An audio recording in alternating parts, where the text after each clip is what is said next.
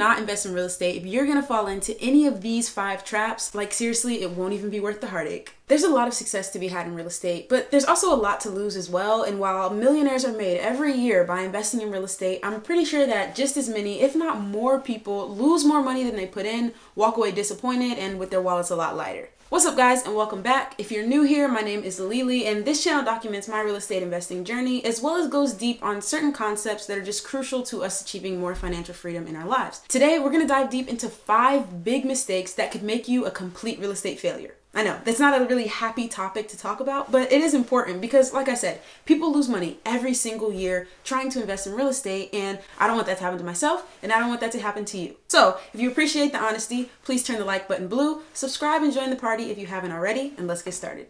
Alright, the first and possibly most dangerous mistake you can make when investing in real estate is to get a bad loan product. This was actually the mistake that Dave Ramsey made, and it left him bankrupt at 28 years old. Unless you've got it made in the shade and you've just got like hundreds of thousands of dollars of cash sitting around somewhere, when you go to invest, you're gonna need to get a loan from a bank. And there are a lot of different options. You can get a conventional loan for 15 or 30 years. You can get a short-term loan, like from a hard money lender. You can go commercial. You can get a home equity loan, a home equity line of credit, and more. But choosing the wrong loan product could really destroy your chances of success before you even get the keys to your new house. Let's start with what Dave Ramsey did. Back in the 1980s, he was doing what we see on HGTV, fixing and flipping houses. Using short-term loans that had a loan of just 90 days, Dave Ramsey would find a property that needed to be fixed up, get a loan from the bank to both purchase it and fix it up, finish the rehab as quickly as he could, put the property back on the market. At that point, he could sell it for more than he bought it for, pay the bank back, and keep the profit. Now, I do think it's super important to note that Dave Ramsey had a ton of family connections in real estate, in the local community, and in the local banks. So he was able to get these really favorable terms from banks where if he had a 90-day loan and for some reason he was unable to pay it back, maybe the rehab took longer than he expected or it was taking longer than expected to sell,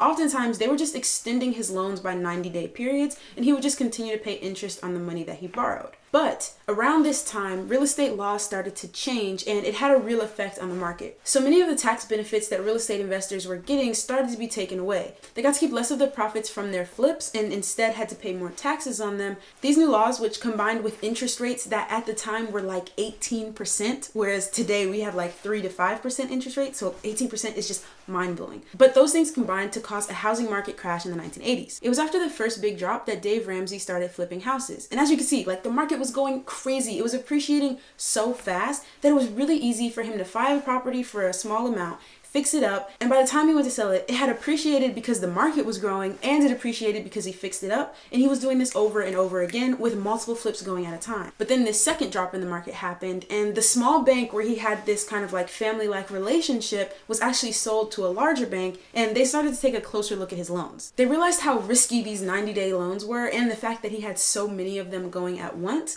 and they decided they would no longer extend any of his loans and told him he had one last 90-day period to pay back all of his debt. And all of the flips that he had going at one time meant that he had $1.2 million due in 90 days. The market continued to tank. He wasn't able to finish his rehabs and sell all of his properties quickly enough, and he had to file for bankruptcy. Now, would you take out a 90-day loan for $1.2 million?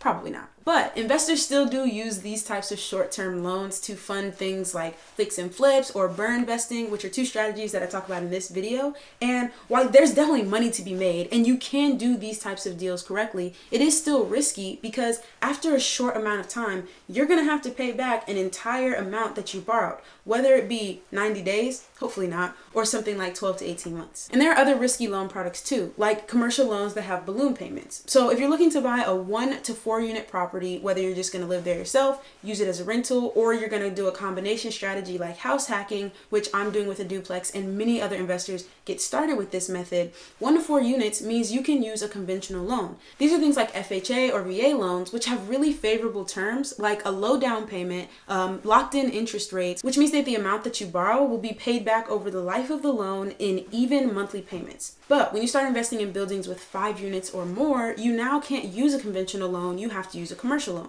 Oftentimes these loans start out similarly, where you'll have a 5 to 7 year period where you have even monthly payments that don't change. But then you have something called a balloon payment, which means that after that amount of time, that 5 to 7 years, you're going to have the entire rest of the loan amount due at once. The idea is that 5 to 7 years down the road, you'll be able to refinance into another type of loan or possibly sell the property, make a profit, and then pay off the loan. But I feel like you don't know what's going to happen in 5 to 7 years. We don't even know what's going to happen next month. So to have possibly hundreds of thousands of dollars due at one moment can be really risky. And the other risky loan products that I want to talk about are home equity loans or home equity lines of credit. These are for someone who has a home that they've usually been living in for a while, they've paid down the balance on the mortgage, and they have some equity in the house. For example, if someone had a home worth $100,000 and they had $50,000 left to pay on their mortgage, that would mean that they had $50,000 of equity. Banks will then give you access to that equity in the form of cash by either loaning it to you in one lump sum or giving you a line of credit. So for the loan, they would give you the cash and then you would have another monthly payment that would be interest on paying that back. And with the line of credit, it would almost be like a credit card for the equity in your house, where you literally get a card and you're able to use that to spend things. And just like a credit card,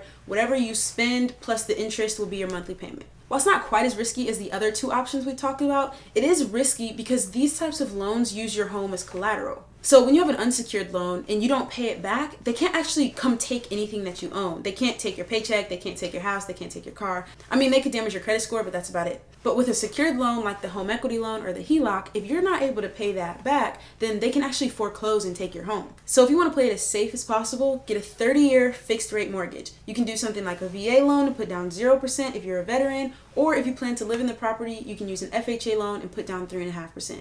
Even if you're just going to get the property as a rental property and you're going to put down 20%, 30 years fixed rate is still the way to go.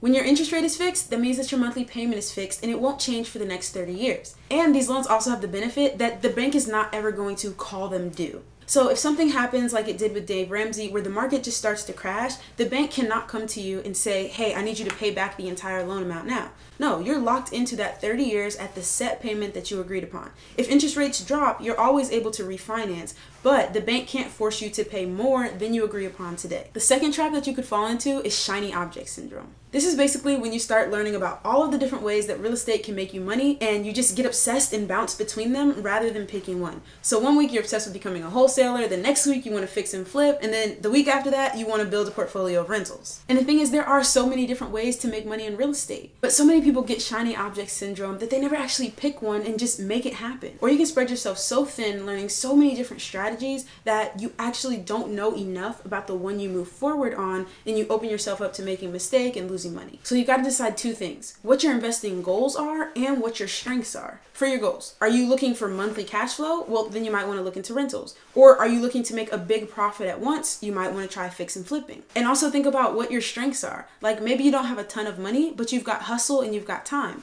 Wholesaling might be right for you. Or if you know a trade, like you're a plumber, electrician, a carpenter, or you can do some DIY stuff, you might be able to use the BRRRR strategy and save money by doing the work yourself. Again, if you want a more in-depth look into all of these strategies so that you can pick one, you can check out this video here, which does a deep dive on 10 different strategies. So shiny object syndrome is closely related to this next downfall, which is analysis paralysis, which is fun to say, but not fun to get stuck in. This is where you're doing all of your learning and your research and you're reading books and you're watching YouTube videos, and you get to the point where you could get started, but you don't. You just keep learning and researching and learning and researching and learning and researching even more. This is for the person who gets properties sent to them by an agent, who runs the numbers, who read the books and watched the videos, but never actually makes an offer and moves forward on a property. Now, of course, there are good reasons to not move forward on a property. Like maybe you actually do need to learn more, or you're learning while you're saving up to make a down payment. But at some point, when it's only fear holding you back, that's when you know you've got analysis paralysis, and you don't want to get stuck learning about real estate investing forever and never actually get into real estate investing. There was a time when a friend suggested to me that I had analysis paralysis, but what I was actually trying to avoid was this next mistake, and that's not sticking to your criteria. This one's really easy to fall into because when you're trying to get past shiny object syndrome and analysis paralysis, you want to get really focused on what your criteria are. For me, I knew that I was looking in a duplex in one of 3 neighborhoods in a certain price range. I wanted it to be in really good condition so I didn't have to bring any extra money to the table to rehab it after I purchased it. And I wanted it to be in an area where I could use Airbnb while I was traveling for work just to bring in a little bit of extra income. Obviously, with the pandemic, I'm not using Airbnb anymore and I'm just going with long-term tenants, but these were my criteria at the time. And it was really hard to stick to. I would find a property that I loved, but it was in the wrong area, or it was too expensive, or it needed too much work to be done. So it took time. I wasn't really stuck in analysis paralysis because I had my pre-approval letter and I was ready to make an offer when a property that really fit my criteria came across my desk, but I was starting to get tempted on these properties that really didn't fit everything I needed because I just wanted to do a deal. And that's what caused me to nearly make a mistake. There was a duplex that came on the market and it was a really, really good price. It was in pretty good condition, but it was a little bit outside of one of the neighborhoods that I wanted to be in. I knew it was too far from downtown for me, but I had been looking for so long and I really wanted a deal, so I went ahead and made an offer. Luckily, that offer was declined, and the very same night, the duplex that I have now came on the market. I immediately texted the seller. I met up with her at 8 a.m. the next morning, walked the property. I had my contract with me,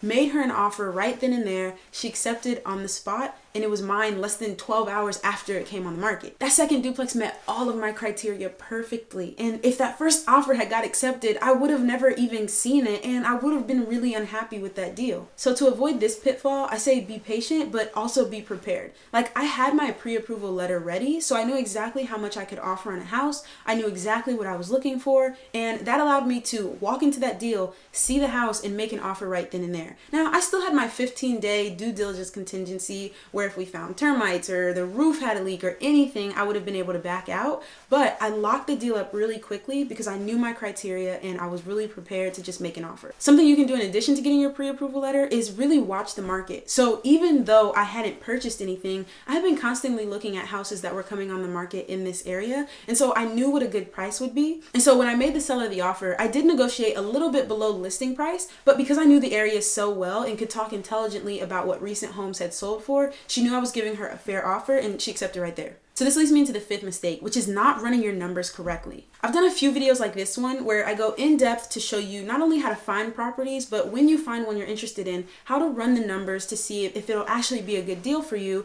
And I show you guys how to use the Excel calculator that I use, and you can get a free copy of that in the description below. But not doing your numbers correctly can really get you in a messy situation. Imagine that you're looking to house hack a duplex and you need to make $200 in cash flow a month for it to be a good deal for you. But when you run your numbers, you see that it barely breaks even and covers your expenses. Well, the tendency at that moment is to kind of start to massage the numbers a little bit. You'll think, okay, I was going to set aside $150 for future repairs, but I'll only set aside $100. Or maybe, utilities usually cost me $200, but I can cut back and be really careful and it only cost me $150. That is a mistake. Don't do that. Decide what your numbers are going to be.